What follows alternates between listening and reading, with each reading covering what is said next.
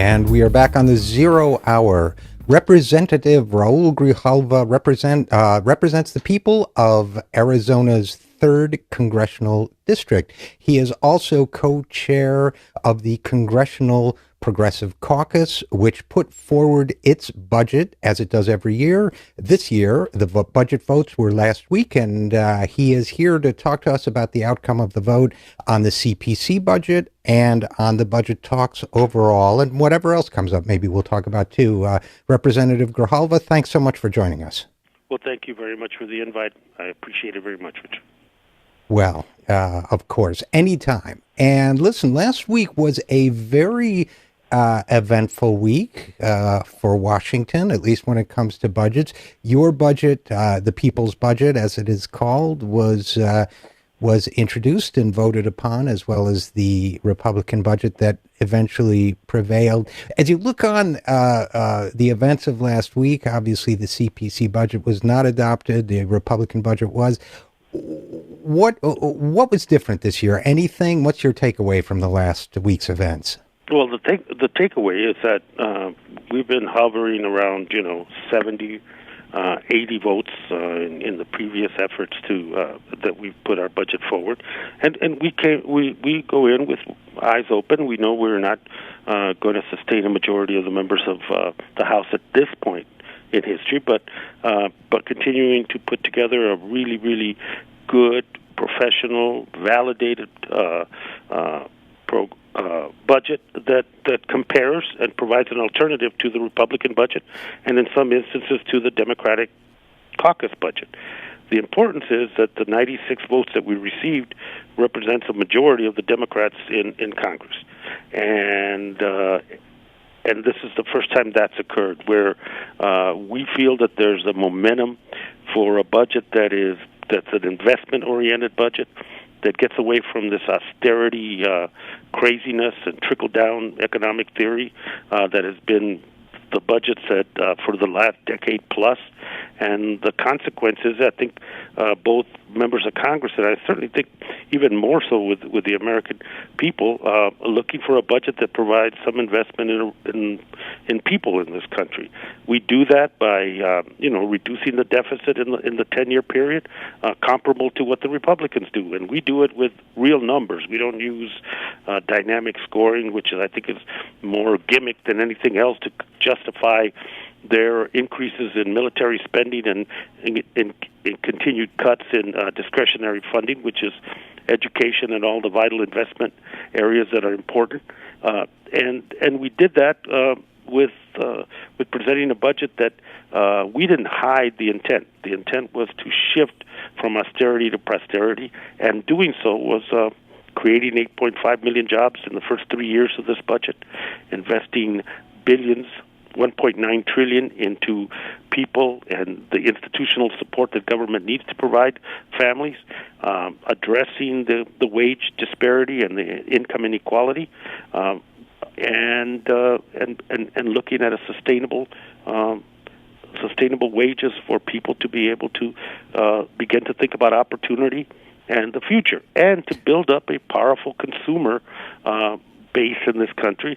That is what any we're Keynesian, and we're not ashamed of it. That if you build up demand and you do so by giving people good jobs so that they can feel secure about moving on to the future, then the economy as a whole begins to lift. We create revenue by a fair tax code that begins to tax people what they should be taxed in terms of not only the top 2%, but corporate America in terms of their subsidies, rebates, and write-offs that they've been privileged from. We do a transaction tax. We tax profits coming back on some of the financial manipulation that goes on, particularly with hedge funds. And we continue the reduction in military spending to the point that one could consider it too much, but in reality, it's at the same level that Reagan and Clinton had that military spending. And then, so we move, and we end. We don't continue a slush fund for continued involvement in Afghanistan in terms of troops on the ground.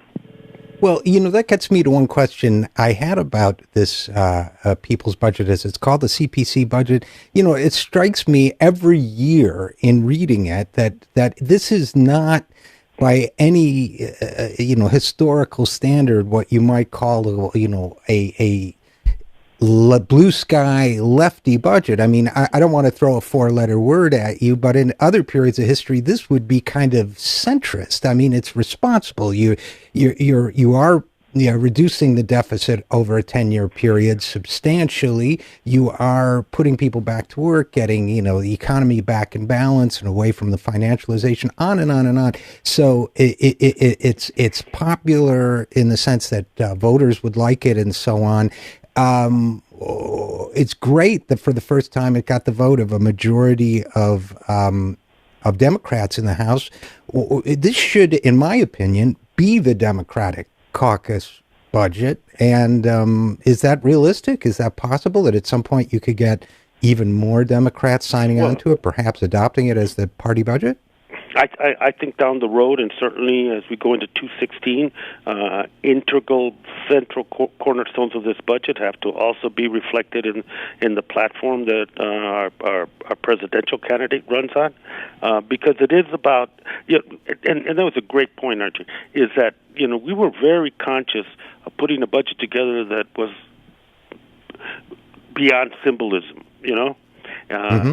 But what I mean by that is, the blue sky point that you made is absolutely true. We could be as righteous as we wanted to and put everything in there that in an ideal political situation would satisfy, the political inclinations of many progressives, many people on the left. But we wanted to put a budget together that told the American people, working folk, that our budget deals with the realities. But also, there are choices that this Congress has that doesn't make. People have been hoodwinked and lied to, so they believe that you have to always negotiate to the lowest common denominator, and if you get a little bit, then you consider that a victory. We wanted to put a contrast that said you could get all this and still be responsible and have a fiscal agenda that begins to lower the deficit. There's some criticism that we should have gone further in that, but I think we were trying to tailor a progressive budget that also spoke to working folk that feel squeezed, a middle class that's shrinking, and the opportunity gap that's out there in America, where people for the first time are feeling that their kids' lives is not going to be better than theirs. That's the first time in history that's occurred in this nation, and so we were addressing that. And I think one of the things is that we were rushed because the Republicans sped up the timetable for budget submissions. But what we're going to do with this budget is not just forget it. We're going to continue to go out into communities. We've been invited. Members of the caucus are going to do things in their own communities, in their own districts, to talk about the budget, talk about aspects of it, defend it, and also, take the constructive criticism that we're going to hear as well. But to begin to take it out to the larger audience, which is the American people, and say this is an alternative, this is a choice your candidates can make, and they're not making this choice. Well, and that gets to exactly one of the questions I wanted to ask. We're speaking with Representative Raul Grijalva, who is co-chair of the Congressional Progressive Caucus. For those of us who are on the other side of the screen, who are not members of Congress, what should our message be when we talk to our representatives, especially for those of us whose Democratic representatives did not vote for this budget? Now a minority of the Democratic caucus, but still they're out there. What should people be communicating about this budget to their representatives, or Republicans for that matter? What should people be saying if they did not vote for this budget?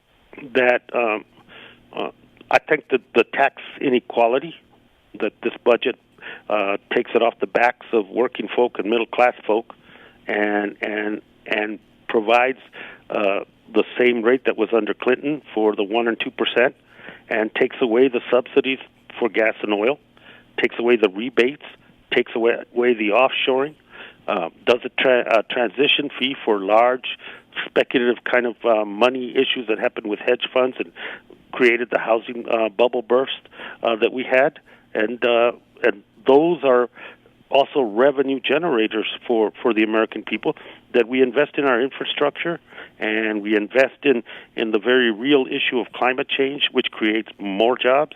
And the big investment is into our healthcare system, and the big investment is into our education system, both needing that investment at this point, and also by getting away from austerity, you immediately create 900,000 jobs nationwide in the public sector, teaching, first responders, healthcare workers, people that take care of our older citizens, and people that take care of those people whose vulnerability is such that they can't take care of themselves. Well, I think that's a great way to put it. I also think of when Rick Perry was running for president, he said, I miss the America that existed when I was growing up in the 1950s. And I thought, well, you know, this budget represents the kind of budget our government used to have in the 1950s. So I guess it seems to me to be a little bit of a return to America, too. I guess wanted to ask you about a couple other issues, too, Representative Grijalva, because, of course, a budget is not the only action in Congress right now, as we know. There's a lot of talk about the Trans-Pacific Partnership, the new trade deal, and about the fast-track authority that the president has requested to push it through with limited debate and so on. What's going on there? A lot of people are very worried about this. Section of it was leaked through WikiLeaks last week and so on. What are your thoughts on that? Well, I have not gone to the briefings that have been held, because I think they're contrived to say you were briefed, and then by law you have a criminal liability if you speak about anything that you heard there, and so wanting to retain my First Amendment rights, I figured, why go to something that is primarily staged, that kind of puts members of Congress in a catch-22. And so, you know, our effort in the Progressive Caucus, and not just members of the Progressive Caucus, others, members that represent significant areas in which industry has died as a consequence, manufacturing, steel, others, the Rust Belt area, where we see that as a consequence of trade agreements like this, jobs were sent overseas.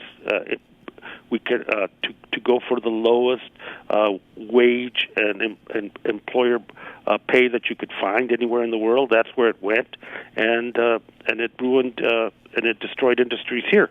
Now, TPP has that on a larger scale. It's on steroids. It's NAFTA on steroids, because what it does is that it creates the same imbalance, and it turns over the prerogatives of our government, our local communities, over to a third party, which is made up primarily of the people in the economic interest involved in this trade agreement, which is corporate primarily, multinational corporate. And they get to decide if a law is okay, because if it might harm the ability of a profit line or a profit margin, then they can sue and ask that particular government, the United States, let's say the Clean Air Act. It might hurt their ability to make a profit. They can sue and potentially have that act overturned based on their profit loss. That is a sovereignty issue that I think is huge. It should bug every American. And you know, if I can just of jobs overseas. Yeah. If I can just jump in there for a second, too, Representative Grijalva, what strikes me about this, you're in Congress every day, and certainly this is a job-killing bill from everything we know about it, but it strikes me that the folks on the other side of the aisle, the Republicans, the conservatives, the Tea Party types, they should be up in arms about the idea that we're turning over the sovereignty, the ruling of our government, to corporations, to faceless, nameless trade courts. We don't know what they're doing, but they can actually overturn our laws. I mean, these are the guys who go ballistic if American soldiers have a temporary assignment under UN supervision or whatever. They go ballistic at anything that might appear to be a loss of sovereignty for this nation. We figure that's a common ground issue that we have, and we're and members are talking diligently with each other about that common ground issue. We might not agree on too many things, but that's one. I think the other thing is the fast track. That has got to be defeated. The position of our caucus, and I think the vast majority of the Democrats, is no fast track. That if we defeat the fast track, then the whole content of this trade agreement will have to come before Congress, and the American people will have the right to know, and then it won't just be the leaks that we saw, it'll be the entirety. And then we can start to really talk about what the consequences of this trade agreement are. Right now, we just have to go on people's words, and while I trust my president, I need to verify on this issue. While I trust our leadership in the Senate and the House, I need to verify, because the consequence of this agreement, long term for the economic security of this nation and other nations. I mean, we will. What happened in Mexico? We destroyed agrarian lifestyle and industry there with the dumping of our much cheaper product into that nation, and those people went somewhere, and it ended up coming here in order to be able to sustain their families. So I think it's a history to bring out. We have to defeat the fast track. I'm against the agreement as a whole, but the first big fight that we have identified is defeating the fast track so that then Congress can play the role you were elected to, and that is to do the due diligence and deliberately look at it. I think once the American people get the whole content, it'll be easy to defeat. And just to review, the fast track basically limits the amount of time you can debate it. You have to, as I understand it, you have to vote up or it's down on it. No vote, and it's and it gets simplified, and then it becomes.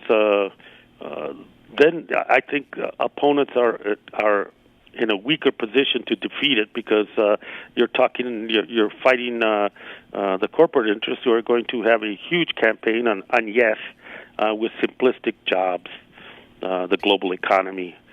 This is good for America, and we'll be trying to argue details that we have not seen. Now, if as I understand it, and correct me if I'm wrong, but even you as elected representatives of the American people, there were rules where you can go in and look at it for an hour or something, but you can't bring staff, you can't take written notes. It sounded like something out of the Da Vinci Code or something. I couldn't quite... Yeah, that's why I chose not to. It was like, if you take notes, you have to leave them there. You can't take any kind of... anything that would be considered any recording of any kind in terms of being...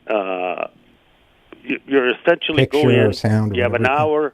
hour, and that's it. And, some members have availed themselves of it, but then they're then they're muted in the sense that they can't talk about what they saw, even if they have objections to what they saw, because of the liability in terms of the law to them personally. I chose to go with fighting the fast track and being able to freely and openly talk about what I see are the net negatives about this trade agreement, beginning with fast track and ending with the full agreement itself. Well, I tend to be a simplistic thinker, but I think if it was all that good, they wouldn't be hiding it this much. One other area and just, I guess we'll make it a last question, but the Keystone XL, what's going on with that? Is that close to some kind of resolution, you think? I think it's close to some kind of resolution. Not the State Department kind of has provided mixed opinions on it, but I think that the drop in the cost of gasoline and oil in this nationally is kind of brought into question the need for this pipeline. Even though the worst, most hypocritical, disingenuous argument you heard was this pipeline is necessary to keep America energy independent. All of it, or 90+% of it, is for export. It has nothing to do with it being retained here in the United States. We're just a conduit through it. We take all the liability, environmental and otherwise risk for a foreign company, TransCanada, that has a record in its own country and was prevented by Native American tribes and other environmentalists from doing a similar thing across parts of Canada. So I think the president would be wise. It's two issues. We don't need it, and the risk is all on us as taxpayers. And two, that it is a message that the total and dependency on fossil fuels as the way of the future. I think him rejecting it would send a message that we've turned a corner. Well said. And unfortunately, we're out of time, but we thank you so much for joining us. We thank you for all the great work you do and that the caucus does. We've been talking with Representative Raul Grijalva, co-chair of the Congressional Progressive Caucus. Thanks so much for joining us. Thank you very much. Appreciate it. Bye-bye. Bye-bye. We will be right back after this. I'm Richard RJ Eskow, and this is The Zero Hour.